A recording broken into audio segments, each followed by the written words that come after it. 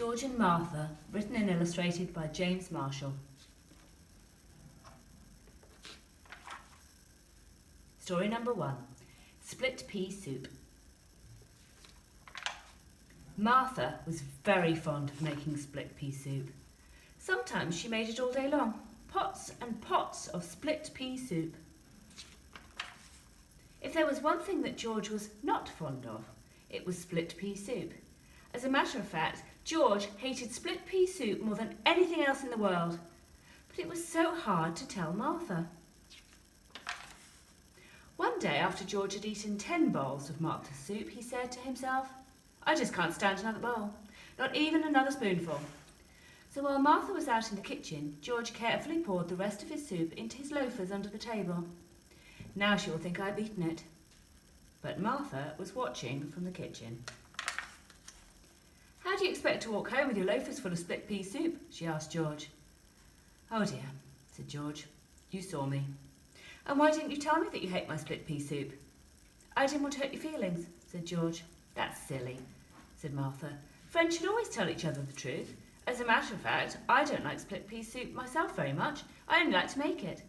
From now on, you'll never have to eat that awful soup again."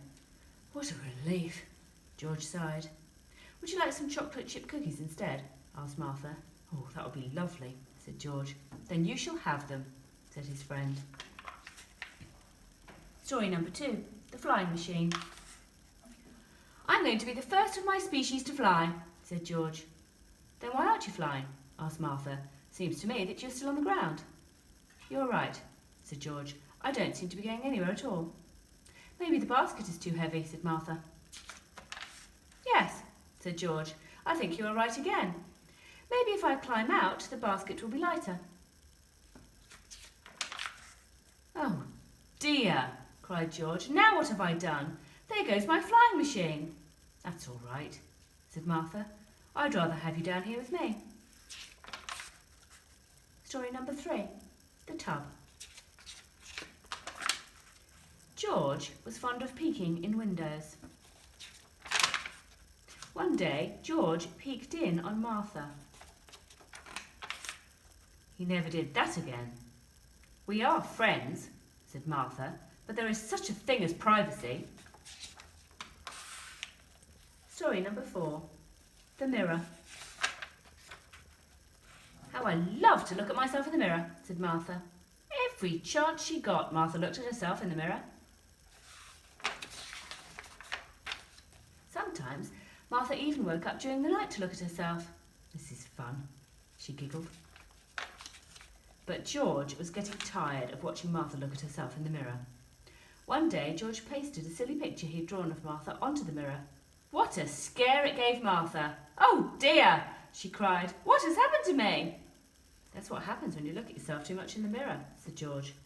"Then I won't ever do it again," said Martha. And she didn't. The last story, The Tooth. One day when George was skating to Martha's house, he tripped and fell, and he broke off his right front tooth. His favourite tooth, too. When he got to Martha's, George cried his eyes out. "Oh, dear me," he cried. "I look so funny without my favourite tooth." "There, there," said Martha. The next day, George went to the dentist. The dentist replaced George's missing tooth with a lovely gold one. When Martha saw George's lovely new golden tooth, she was very happy. "George," she exclaimed, "you look so handsome and distinguished with your new tooth." And George was happy too. "That's what friends are for," he said. "They always look on the bright side and they always know how to cheer you up." "But they also tell you the truth," said Martha with a smile.